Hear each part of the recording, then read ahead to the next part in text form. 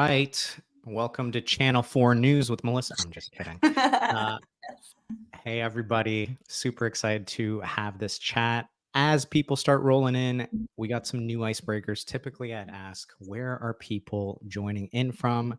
But we got two new ones. One from Ashley. She's looking for book recommendations. So please type in the chat what you are reading currently. And Melissa is out of shows. So if you're not reading anything, let us know what you're binge watching. We'll just let people answer that as they join, and we'll start here in a couple minutes. Doesn't have to be sales related. Just Same, yeah. I actually don't want it to be sales related. Like, you gotta escape. good shows.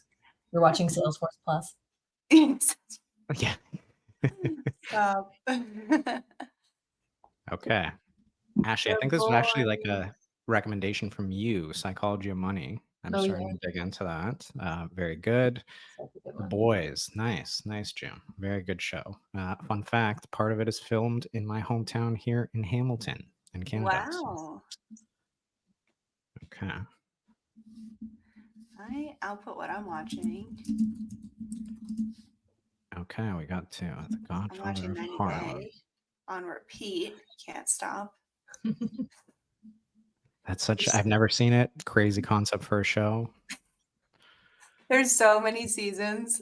That's why you can watch it, because it's actually really confusing, but there's so many different seasons. It's like before the 90 day, then it's 90 day, then it's after the 90 day, and then it's like what happened between the 90 day, and there's like so many seasons. So you can binge it for probably years. Nice. Okay. June's agreeing with you. I'm gonna give my best. Archsannel. I hope I'm saying that right. I'm guessing I'm not. But you got to give us the tea. Why did Atlanta get sucked into watching Love Island? Oh, I guess probably a lot of people from Atlanta. Okay. So people are starting to roll in. We can kick this meeting off. So what we wanted to talk about is really this concept of the buyer-led sales era. And what we've seen is, I mean, even the past 5 years, B2B buying has changed quite a bit. And every deal now, I know a stat from Gartner says there's 11 plus stakeholders involved in every deal. That obviously causes complexity. We're now leaving this growth at all costs era where typically you could get away with just showing your product and saying, hey, looks pretty good, solves a problem. Okay, let's buy it. And now there's a lot more checks and balances in terms of getting that deal across the line. So I dropped a couple of stats already, but another one that we're seeing is from Gartner. 75% of buyers prefer a rep-free sales experience. Don't like to hear that. And Forrester says only 20% of sellers focus on what buyers care about. So that's what we're aiming to do with this webinar here today. Before we dive into who I'm being joined by, of course, this is in partnership with Women in Sales. They're an amazing community, very open, inclusive, span across the globe. And really, it's about elevating, empowering, and promoting women within the sales profession. And of course, us here at Aligned. Aligned's a collaborative workspace. We use it to shorten sales cycles, access more stakeholders, and help you execute your entire deal. So before we introduce our speakers here, I'm your host today, fortunately or unfortunately. I've spent 8 years in B2B sales, and now I get to run content and community at Aligned, which I love because I get to speak with sellers all day. So we're discussing the buyer-led era today. We're going to be sharing very tactical examples. I know Alexine's going to be dropping some links. We're going to be sharing our screen. Feel free to screenshot. We will be sharing things after. But yeah, tactical examples of how to multi-thread, how to keep that deal momentum going, and how to co-create business cases with your champions. So without any further ado, I'm joined here by Melissa and Ashley. And let's start with Ashley. If you could just introduce yourself, name, title, how long you've been selling. And then my second question is, what are the biggest changes you've seen happen in the last few years in B2B sales? Yeah. Hey guys, I'm Ashley Zext. I'm an AE at Flowsome. It's a DevSecOps platform. Super exciting.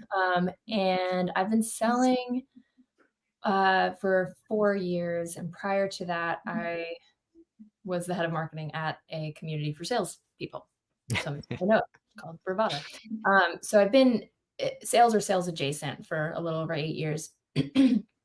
And yeah, I think what I've noticed has changed is, I mean, Arthur, you already alluded to it, just like it's more and more folks are getting involved in the buying process. Like, long gone are the days when you could just be like, yep, I need this. I'm gonna go talk to a rep and I'm gonna buy it. Like, to buy software now, like, there's got to be so many more people involved. The risk aversion is so much higher. Yeah. And yeah, I think and so inevitably that kind of slows things down, which, is the opposite of what we want to have happen as sellers. But that's what this whole conversation is about, is like shifting that mindset from what we want as sellers and what the buyers need. So Love that. Perfect intro. And last but certainly not least, Melissa Gaglione.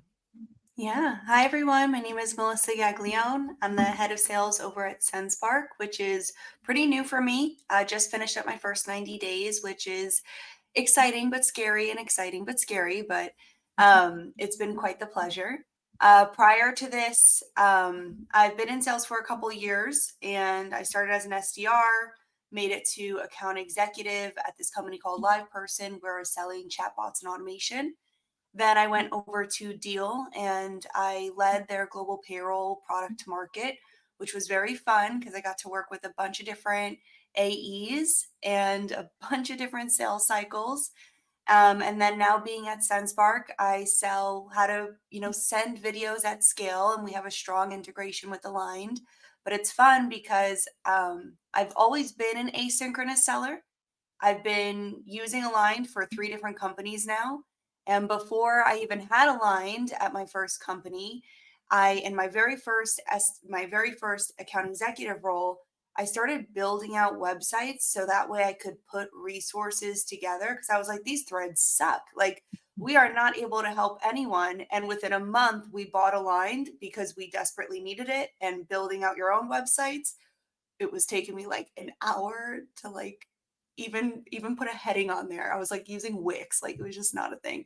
So I very much have always believed in a buyer-led era and asynchronous selling, and just how to educate your buyers, without utilizing everyone's time all the time.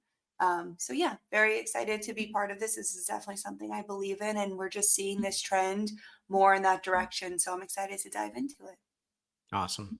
And in terms of like, I know you've recently made the change to head of sales. You were an AE. Anything you've seen, even in the past, I don't know, 3 to 5 years, that has changed in sales that you're noticing more and more in deals? I think that because I've been fully remote, when I Yeah. first started, I was watching sales reps just really struggle with maintaining the relationship. And I Mm, mean, in 2020, when you think about it, like a lot of things went remote. I even remember cold calling this guy to hop on a Zoom meeting, and he cursed me out because he was like, I don't have enough time in my day to go on another Zoom meeting. And that's really what's happening, is that now, yes, we can sell more. Buyers can be on more calls because a lot of this is through Zoom, but they're being very yeah. strategic now about how much time they're able to give. And like, yeah, in the beginning of 2020, we were all doing like 8 Zoom meetings in a row. Then we had Zoom fatigue. Then we understood this isn't good for our mental health.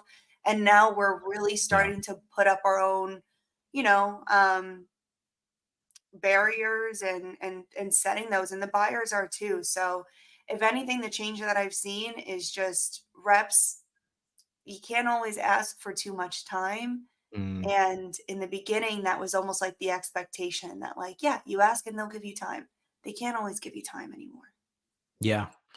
No, that's why we're so excited to have you on specifically, Melissa. Because I know you've done a fantastic job of like, hey, we know we can't set 30-minute meetings with 12 stakeholders for every deal. So how are we selling when we're not in the room? And I know you did a fantastic job of that at Deal. And I'm sure we're going to dive into it. So just a couple of quick, I guess, quick takes. We're going to be kind of dividing this up. By the way, yeah, I don't know if you all want to share what you've seen being the biggest change in sales in the chat. I'll be actively monitoring that. And if you do have a question, as Ashley or Melissa says something that really resonates, feel free to ask it in the Q&A and we can answer it in real time. We will leave time at the end for any questions, but we want to make this as interactive as possible. So if you got a burning question or something comes up as one of these two are speaking, feel free to ask it and we'll try and answer it live. We'll be dividing in kind of three segments. So the first one that we're going to dive into is how to keep deal momentum going. Then we're going to talk more specifically about how to multi-thread. I'm sure a lot of you here have had sales leaders that tell you you need to be more multi-thread. It's like, yes, we know, but how do we actually go about doing that? You're going to learn that here. And then lastly, this is becoming more and more popular. How to co-create a business case with your champion. We'll be going through some of that. So without further ado, let's dive into that first segment. So how to keep deal momentum going. So let's say for this example specifically, you have the first meeting secured, right? You're not kind of outbounding and getting them. Let's say there's time on the calendar and I want to look at it from that perspective. So I'd love to hear like a lot of people say, "Hey, the deal starts before you're even meeting them." Yeah. Are you two doing anything prior to even having that initial first meeting? I'll start with you, Ashley. Yeah, definitely. So in this example, you have your first meeting secure. Awesome. Uh, Definitely, I do a ton of research on the account, and if this is a outbound account, I've probably already done a lot of that. If it's inbound, then I get straight to it, like figuring out who they are, what they care about, what they sell, how they make money, and who I'm talking to. And I depending on the situation, it's not always, but if I can figure out, like maybe this person is, there's folks that they're going to roll up to that eventually will likely need to be involved in the conversation. I might start multi-threading at this point, at Mm, least attempting to. And so what that looks like for me is sending an email that's basically just like, hey, your colleague Arthur just scheduled some time with me on XY, day and time. Um, Most folks are curious to learn about, like, and I insert, the value prop that we're going to most likely be discussing. Would you want me to include you on the invite? No worries if you can't make it. Happy to keep you in the loop as things progress. Right. So I'm mm, like, just offering it to them as like, hey, if you want to be involved from this point on, you can. Um, but no worries if you can't, like, happy to keep you in the loop. Gives them the opportunity to tell me, like, you're barking up the wrong tree. I don't care about this. Or, yeah, actually, this would be interesting. I'm not going to make it to these meetings, but like, send me the call recording or whatever. And that is yeah. a signal to me that I can add them to my aligned room. So there you go. Yeah, no, it's a great point, and I think I've heard this from other sellers. Kristen Connor comes to mind of like, even if you don't get a response from that initial email, you're Yeah. starting to make it easier for them to at least say yes or no or okay, this is now on my radar. So inevitably, when you do send them maybe an aligned room or whatnot, it's not out of the blue and saying, "What the heck is this from?" You've already established that, so love that piece. Melissa, how does your process differ? Are you waiting for the meeting to happen and then getting started, or are you taking kind of a similar approach and engaging them prior to? It's so interesting because I feel like this has evolved so much over the years, specifically because what I'm doing today is leveraging some automation as like some touch points prior to. Mm, So being able to talk with my CEO and how we plan things out is, let's say that it is an inbound. So I do have an opportunity that I'm really pumped about for Friday evening meeting. It's like, ooh, like this is the one I'm looking forward to all week. Like, gonna end the week strong with it. So I'm very excited about it. And it's a special one. There's just certain meetings that you're like, ooh, if this account goes through, like, pumped. Um, and they did come inbound, which was super exciting. And we put some automations in place for us to identify, like, okay, obviously a form fill, but something that I really wanted was a little bit more details in the form. I didn't just want yeah. name and things like that. So I want to know if they're using a competitor or if they've used video before, because that does help me understand any prior knowledge gaps. If they've never used video before, then now I have to teach them, why Yeah. is video important? if they have used video before, then now I know, okay, well, who are they using? Because how can I differentiate myself from the beginning? So we added that form fill, and then immediately after that form is completed, we automate a personalized video that gets sent to them within 1 minute of them booking that demo. Mm, So immediately they get an email that is myself or Bethany, our CEO, saying, "Hey, John, hey, whatever their name is, here's a little bit of what you can expect from the platform, XYZ, quick 1 minute, like looking forward to talking." From there, if I want to do a little bit more sweeter stuff like this account, because I have to pick and choose when you're running a lot of meetings right now, um, I put a calendar like for I just blocked off time later this afternoon just to do a competitor analysis and to send that out to them prior to the call because they wow. specifically said in the form fill that they want to see how we differentiate against a very specific competitor that we're using. So I already have my ideas of exactly what I want to do, but you have to be mindful not to overly give them too much information. Mm, At least I try to in the beginning because you yeah. don't want them to feel they can't make the meeting, but something that's going to entice them to show up because they're still not there. So you still have to keep them interested. So just a little something about what they can expect when we go to talk. And like here's a really strong case study that's, you know, in Mm, your industry or with that competitor, but it needs to be very relevant there. And just a little touch. That's it. yeah. Love that. No, that's and I love the I think it's such a sneaky one, but just a face to the name and feeling like they already know you or the CEO of like, cool, I know exactly who I'm going to be meeting with. I'm sure that helps with things like show rates and things like that and keeping the deal going. So love that. Okay. So great examples there of what to kind of do prior to. Um, I'll show you two quick ones actually that we are starting to champion here at Aligned. And Alexine, if you have the link, we're going to be sharing this as well. It's our buyer enablement playbook. They're, yeah, aimed to be very tactical tips. So this is a little bit between calls, but ways in which you can keep that deal momentum going. You can send the room with valuable assets.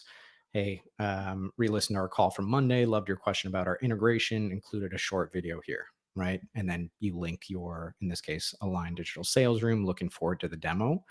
I think you can do something like this prior to, or just let them know, like Melissa, of like, hey, no competitive. This competitor is very important. Here's a little bit something too. Looking forward to it.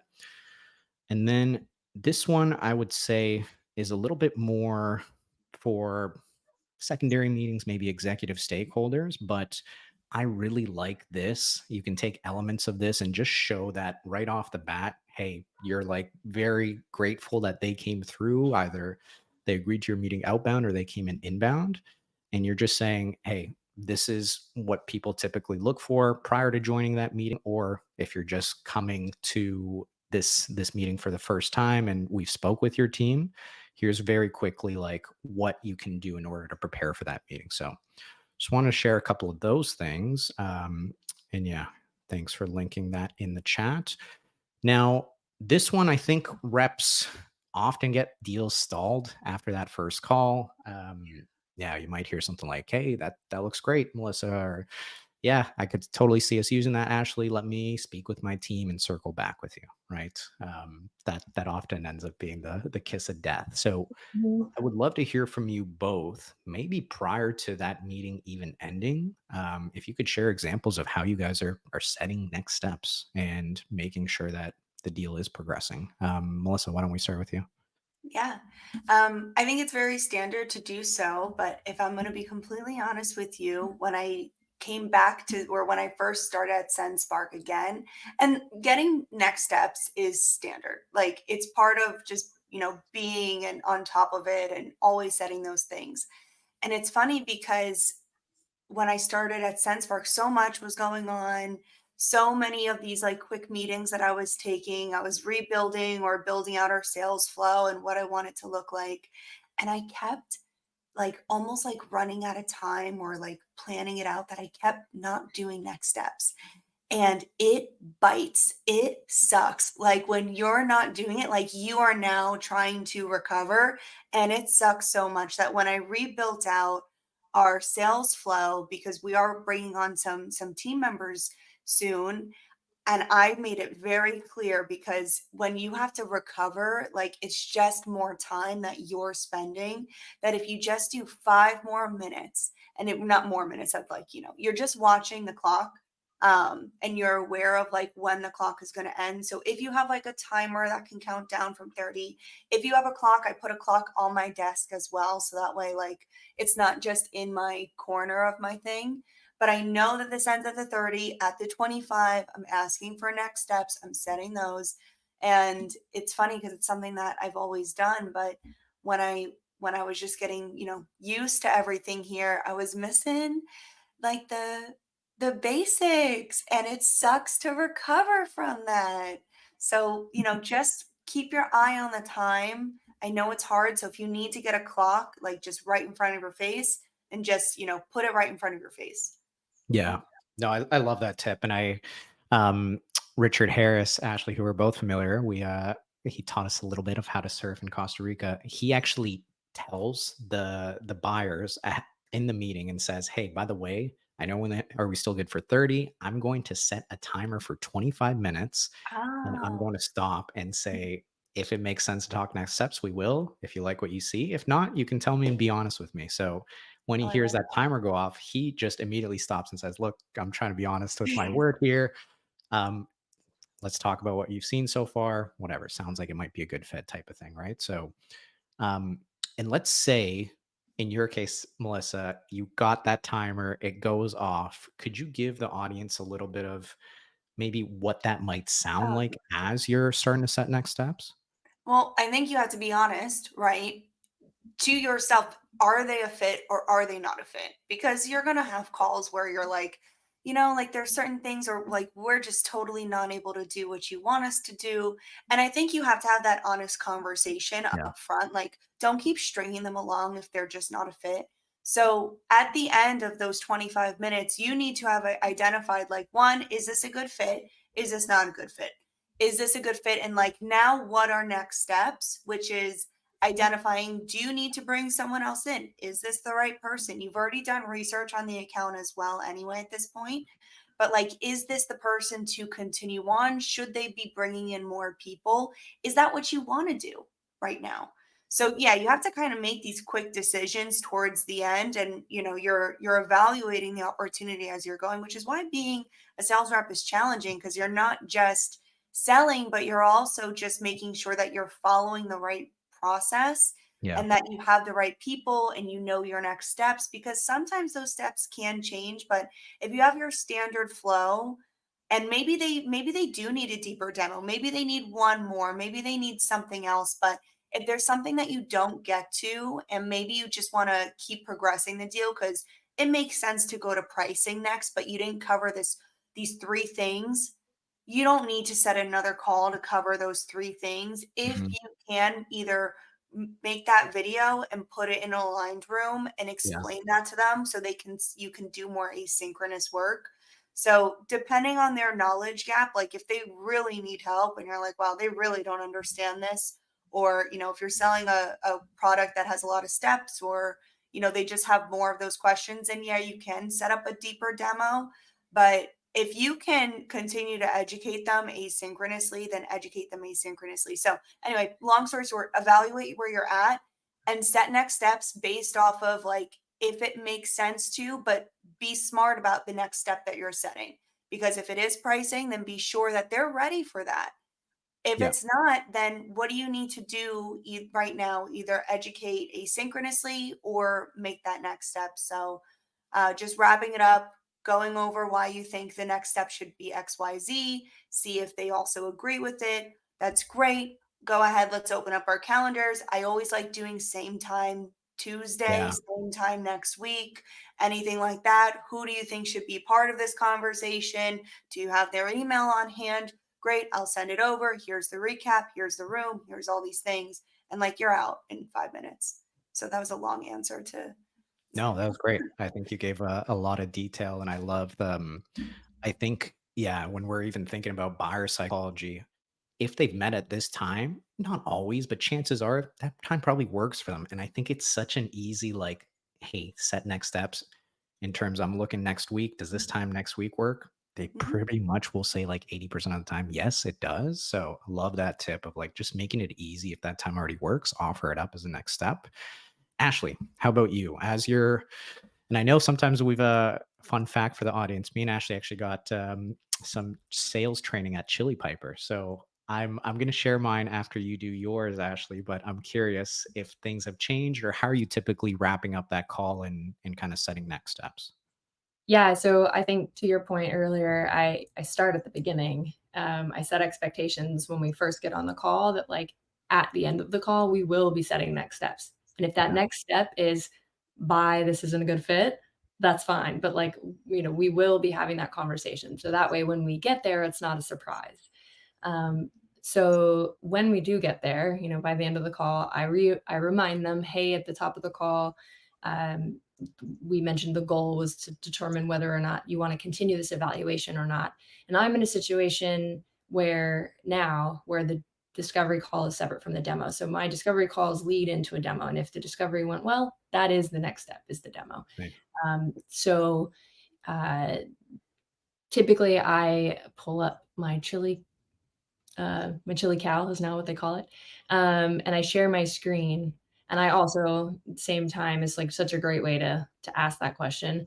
The caveat for me is I bring in a solutions engineer for the demos. Mm, So with Chili Piper, I can show our collective availability, put it in their time zone, and then just say like, here's my availability. Like it's balls in your court. Like what, same time work for you, that's available. If not, here's some times on, XYZ date.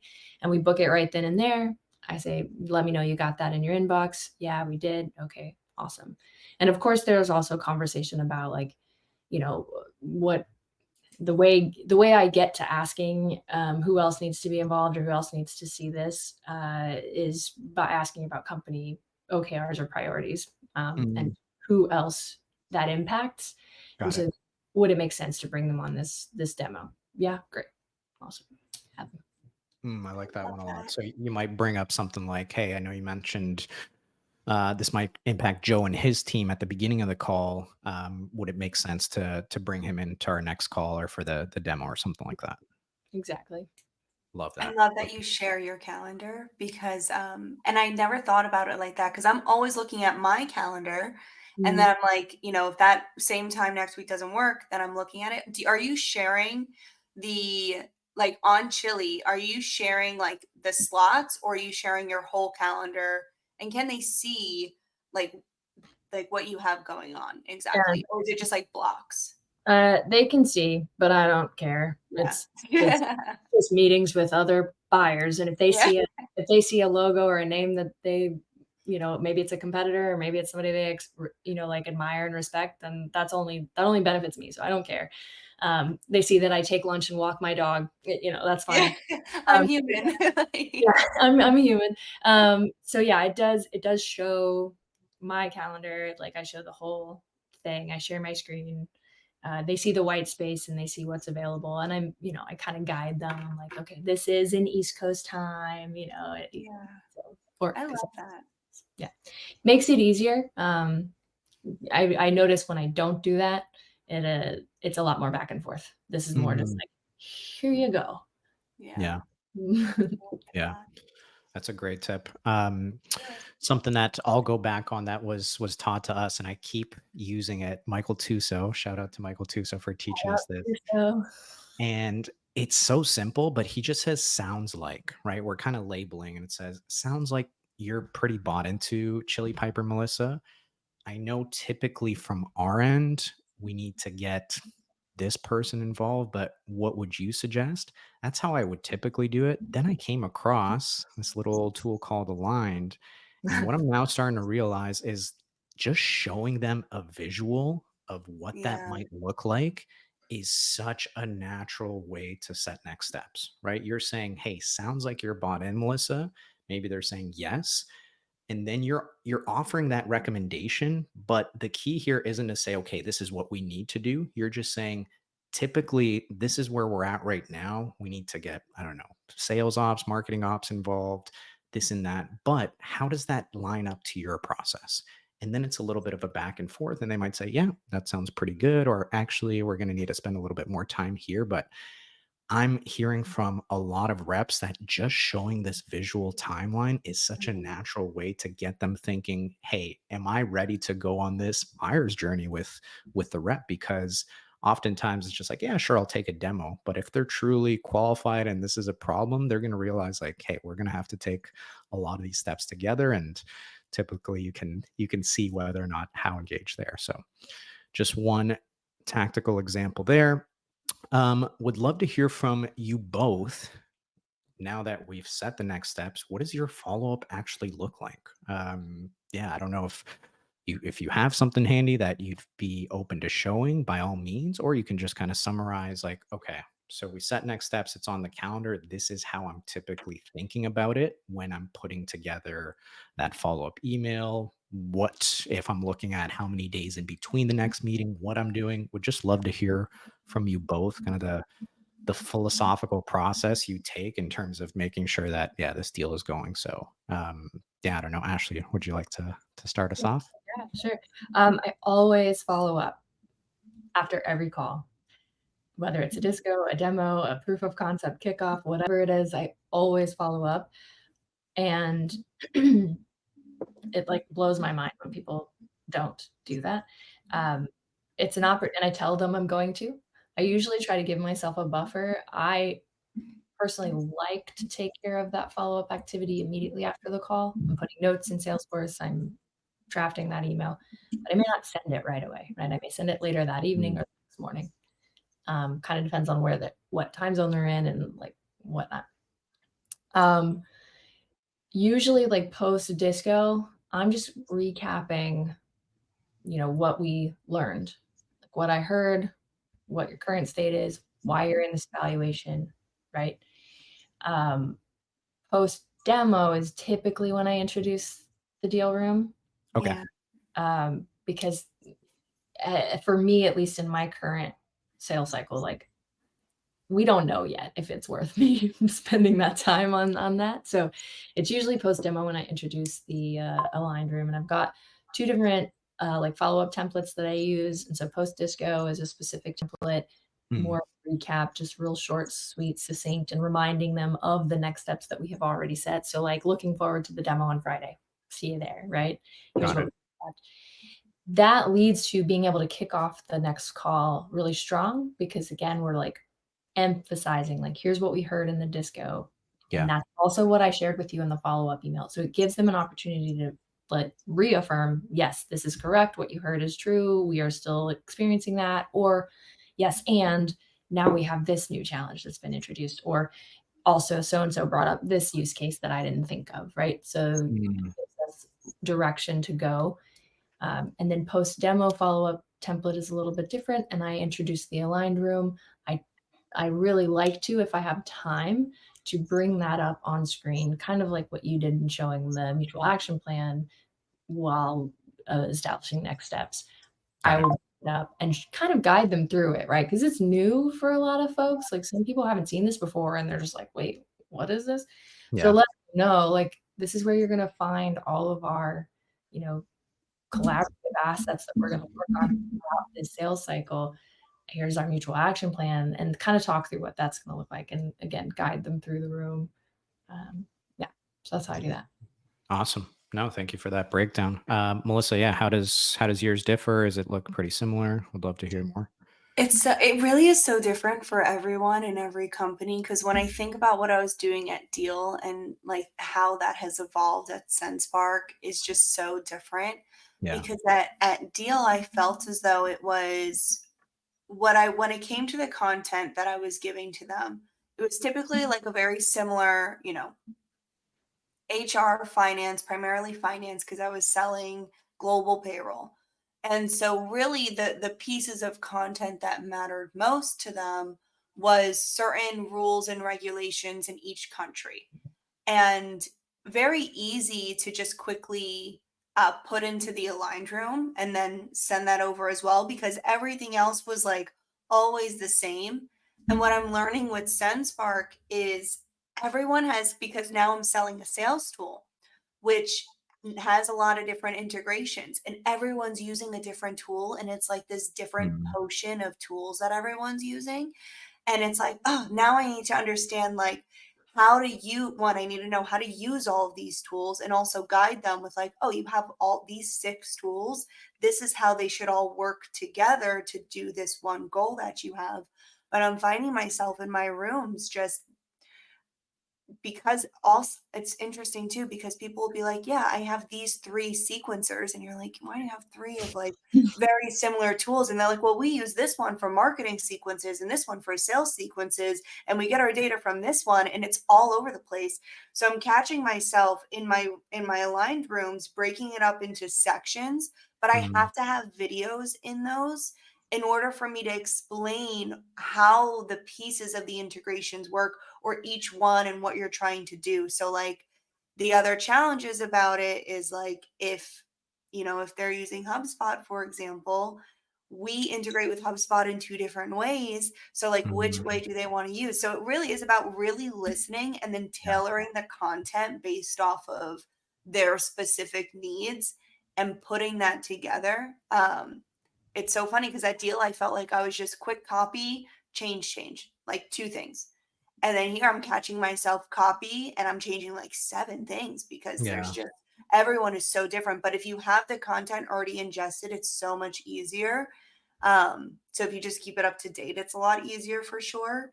But following up, like to me, it really is about asynchronous and giving them the knowledge there. It's hard not to at SenseSpark. It's hard not to do too much Yeah. at once. That's the hardest part because I don't want to overwhelm them with content, but I want to drip it. So if there is something I want to almost like save, it's nice to drop it like a few days later and be like, oh, I added this. So now they have another reason to come back. It's also good when like the opportunity gets a little bit cold and you can Yeah. drop something new into the room and be like, I added this now. And now again, another reason for them to like come back, which is good. So always with content to reply back to and to keep going, but being strategic about the type of content and really listening for like what is the most helpful for, their specific use case. So yeah. Well, Yeah. No, I really like that. And that, and I wanted to ask you how, like, are you spacing it out? Because I have seen reps kind of maybe build it out and knowing that they're going to share certain resources, but to your point of like maybe overwhelming them and just saying, hey, high level overview, this is the pricing that you asked for, and just sending them with that. And as you're in between kind of meetings, you're just saying, oh, by the way, re-listen to our call and know you mentioned this integration was key for you. Uploaded a quick demo to show you how those 2 tools work together, whatever it is. So cool to hear you're doing that. I I like was I like able, the go ahead. hide button for that. So, yeah. like, go ahead and put all the assets in there that you think you need, unless it needs to be like a one-off creation, but like go ahead and put everything in there and use the hide button. And then, you know, after, things are slowing down, you're like, okay, now's a good time to kind of like nudge them, like you unhide it and are like, hey, I thought of you. And here's this case study that I thought was relevant, or here's this video I thought would be helpful based on XYZ, you mentioned in our conversation. That way you don't have to like uh, do the work over and over again. Just like do Yeah. the work, but like, you can use the hide button aligned as kind of a cool tool. Smart. Yeah. So for those in the audience, I actually unearthed one of my first aligned rooms. I'm not super proud of it, but just for back when I was at Chili Piper, Oh, Yeah. you can see here I have like the major initiatives and additional key projects, key reporting needs. This is my business case, if you will, right? What products to highlight. I put the pricing in here, but let's say for this area specifically, you can just hide this section and then maybe say, hey, by the way, re-listened to the call. Your lead flow actually sounds eerily similar to Gong's lead flow. You can just unhide it and then tag them in there. So you're kind of dripping it out across and not overwhelming them too much. But yeah, love that tip of like, make sure you're getting what's most important, setting next steps, and then you're kind of hiding or dripping out key things and saying, hey, I re-listened to the call, or I thought about you and this came. So you have some of these sell between touch points. Love that. Okay. So I know we went pretty deep there. That was how to keep deal momentum going. We did touch a little bit on like how to multi-thread. So I was going to ask, like, when do you typically start? Sounds like from both of you, it's like right from the get-go. As soon as that meeting's on your calendar, you're starting to at least find them on LinkedIn, maybe send them an email. Is that what I'm understanding from both of you? Yeah, for If- sure. Go ahead, Melissa. No. You start. Yeah, I think as soon as possible.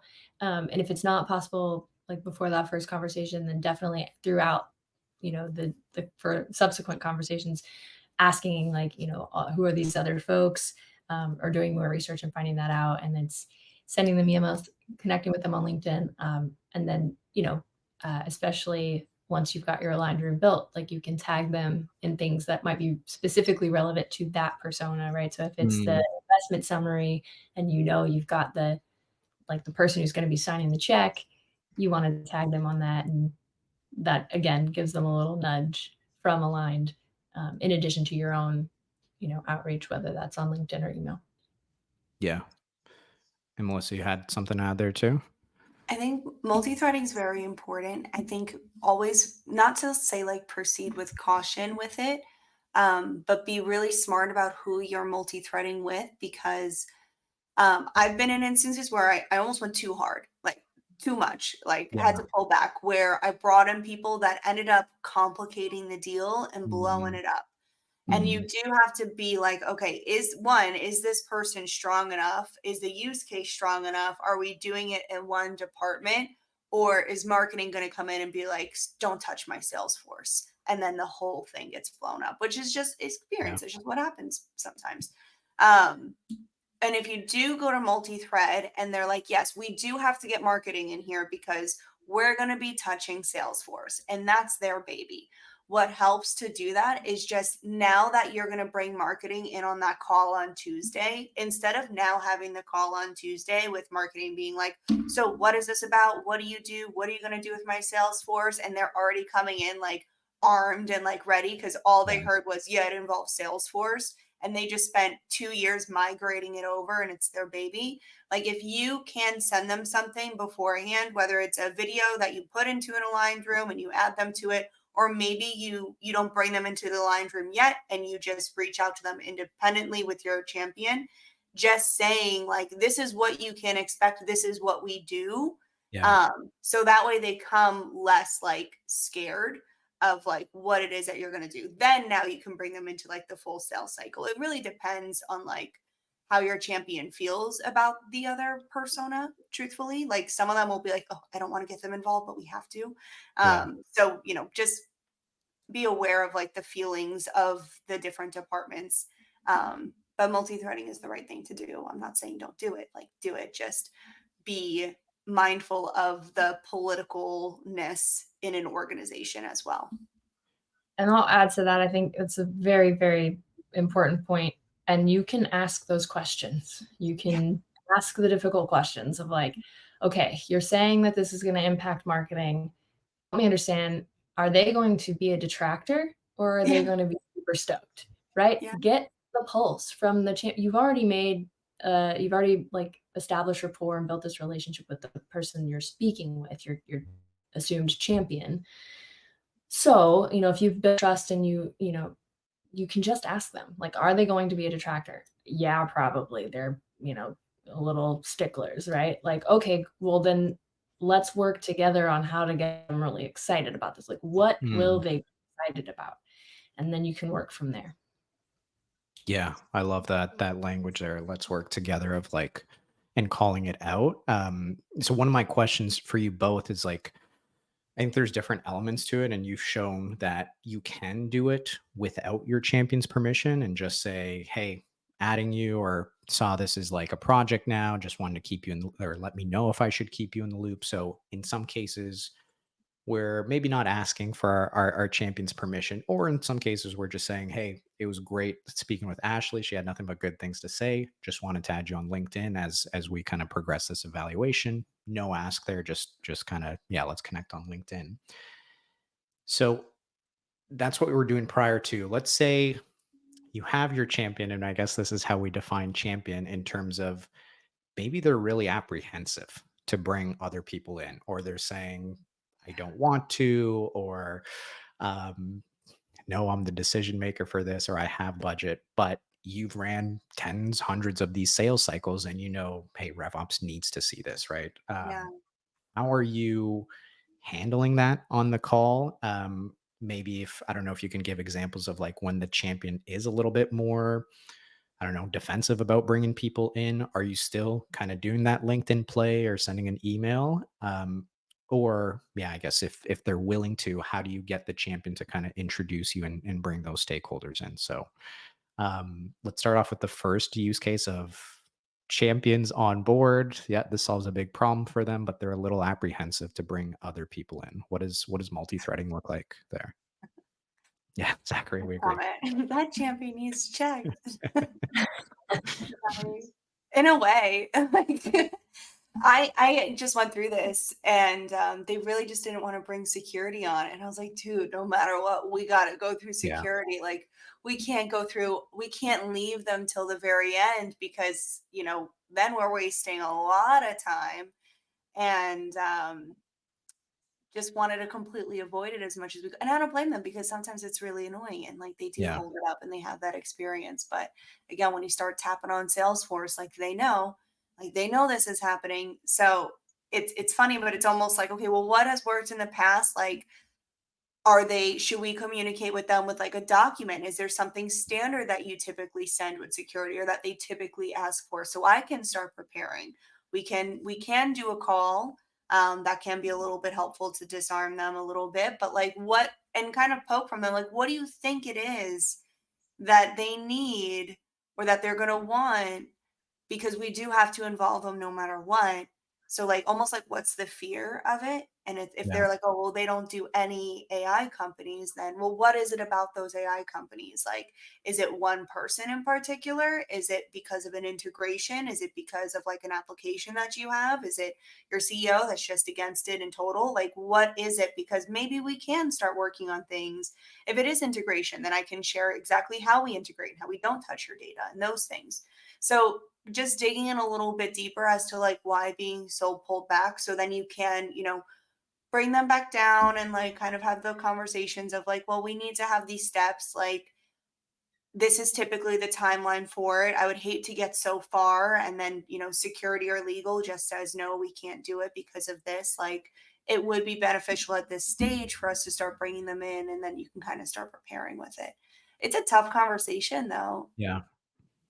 Yeah, I love two things that I'll call out that you did here.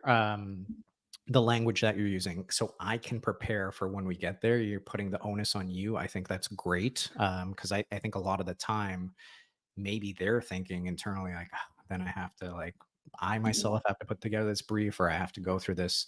So love that. Um, the other one that I thought of that this kind of happened recently, where a company, they knew the threshold in terms of like dollar amount or something like that of when they need to get security and legal involved versus when they didn't.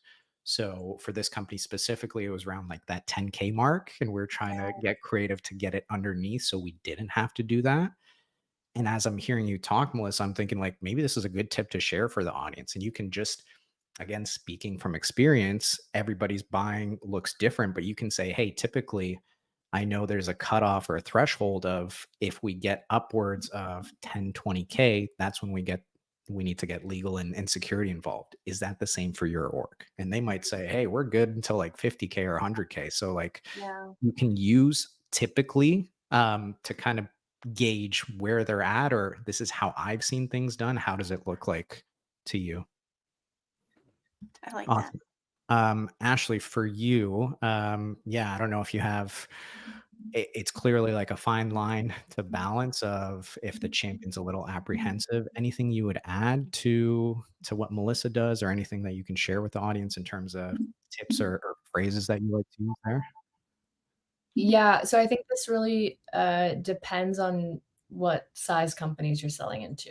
Mm, Um, okay. 'Cause if you're, having sold at Chili Piper, where we were selling into the mid-market segment, and some of these companies were 50, 100, a couple hundred people, those relationships are really close, right? Those lines are connected, and so if somebody is really apprehensive about bringing in somebody, like, that's a close connection, and going over their head to multi-thread is probably not the right move, right? So you wanna ask more questions. One of the first questions I wanna find out from my champion is, "Have you bought software for company before?" Yeah. Because if they haven't, then they don't know, right? Yeah. And so then you need to find out who has, and that's where you can come in as the expert and start saying things like, "Well, typically, this is what I've seen in my buying cycles, Yeah. that, we do need to bring in legal and security. I know you say you don't think you need to, but literally everyone I've sold to has to bring them in. So Yeah. you mentioned that this problem needed solving yesterday.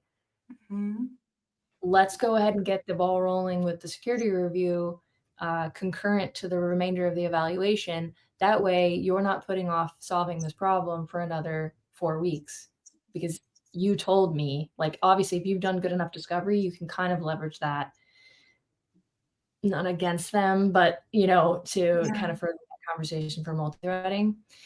And then if we're selling into a larger organization, so now I'm selling into like 10,000 plus organizations, they don't even know the security team. So, or they don't even know like some of the higher up executives. So if you're multi-threading above them, they don't even know, right? So Yeah. Yeah. it's a lot less risky and a lot less precarious of, kind of messing up that relationship because they're so far removed.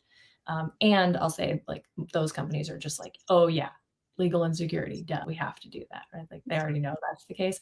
So it really depends on who you're selling into.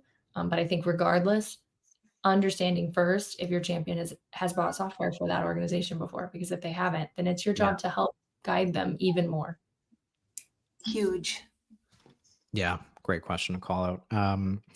Okay. I want to share a couple of things with the audience. So, for those of you, this is what we've heard from our customers as well, where sometimes Align actually helps them do the multi-threading. And what we mean by that is everything's in Yeah. one room. So as this starts to get shared out, I'm just pulling up a random room here, but you can start to see there's some visitors here. I can see, okay, Philip, senior sales director, looks like he spent 2 minutes here.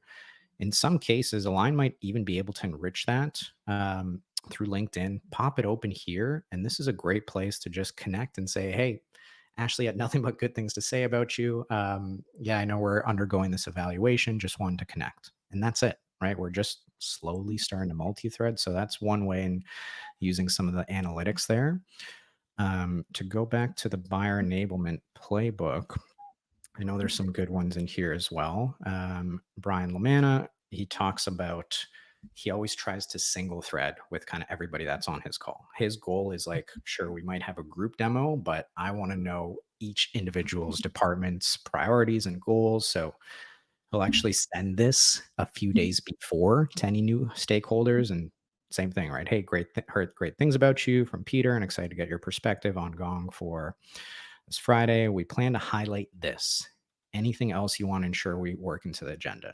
Highly recommend you check this out too, right? So in this case, yeah, they might already be on the calendar, but you're still starting to go a little bit deeper in single thread, as Brian likes to call it, to make sure that you have a high level agenda, but is there anything we can specifically call out during that call? And I'll just Uh, add to that, like, this is brilliant because when you hear multi-thread, most people think, "Oh, I'm gonna CC all the 5 people that are gonna be on this call." If you think about it, if you're in a group setting and somebody asks a question, you're less likely to jump up and say the answer, like if it's in a group, right? Whereas if it's a one-on-one, if Arthur came up to me one-on-one, it's like, "Hey, Ash, like, what are you hoping to see in tomorrow's conversation?" I'm more than comfortable opening yeah, up and being like, "Well, actually, I wanna see X, Y, and Z." Less likely to do that on a big CC'd email. So that single multi-threading is brilliant. I love that. yeah. No, it's a great call out. It's not a comfortable place to give feedback when you're on a Zoom with 10 people. So yeah, you never know the internal politics and if somebody's kind of speaking on behalf of all the groups. So it's a great call out. This one I think yeah, like if we want to use the same example as the aligned use case and they've sent it and you've actually seen new stakeholders get added in, you can just, yeah, reach out to them, right? And say, hey, looks like you've been added to this project. Typically, role finds value in this type of asset, or let's say it's ops. They're really caring about the integrations. Let's make sure we tackle that. Anything else you want to kind of talk about as we progress through this evaluation? So, folks, I know, yeah, this was way more tactical than I even imagined, and I knew we'd be sharing examples. We're coming to an end here, so I know I promised Q&A. I've been looking. I don't know if anybody has any questions as we talked about this, anything specific. As we're maybe drumming up some questions, wanted to ask you both maybe a parting question. So we've maybe already talked about it, but we'll go with you first, Melissa. Where do you think maybe there's a big opportunity for sellers to become better? Yeah, I don't know if it's like mindset or tactically. I guess where do you think, yeah, there's a gap and a big opportunity? Yeah. I think it just comes to like kind of putting yourself in your buyer's shoes a little bit more. I see so many like, and you saw this a lot with like emails a few years ago when like people were writing emails saying I, and everyone was like, stop saying I. Well, people are doing that throughout the sales cycle. It might not be in an email thread, but it's very Yeah. much about like me. It's about me in the sales cycle, like, and it's really not. It really is about them. And like, I think we also have to get better as a whole of like really being straight up and honest with our prospects about, are we really able to solve what they're trying to solve, or Yeah. like are we just going to make a mess? Because I've seen people like over promise, under deliver, and that is painful. It's really hard to see. So just be really honest and be aware of like, exactly what your solution solves for, how it truly does help people. And if it just doesn't fit, then like don't force it. Don't force them to buy something that is only gonna like make more of a mess with them. So I think just being a little bit more honest and more like on your buyer's side. Love that. Yeah, I'm hearing buyer empathy and yeah, not be afraid to kind of ask the hard questions or sometimes give the news of, hey, we're not a good fit. Love that. What would you add, Ashley? Any big opportunity for sellers as they kind of navigate this new buyer-led era?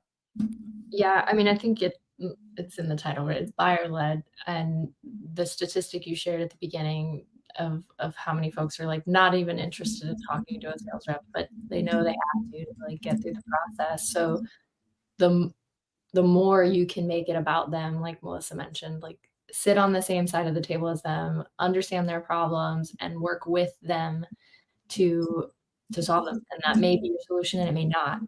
But it's your job to help them find the right direction. And this maybe isn't what like sales leaders want to hear, but like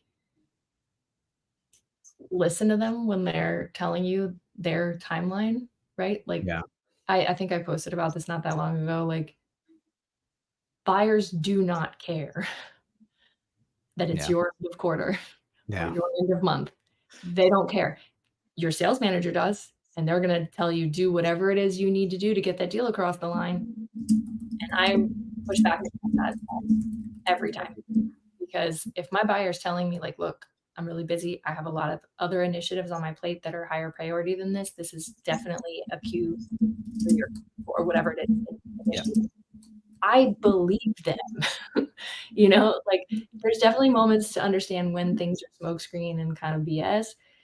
But when it comes to that, like the first sniff of breath that they get off of you, you've demolished every little bit of trust that you built over the process. And that's like the fast way to do it. So Yeah.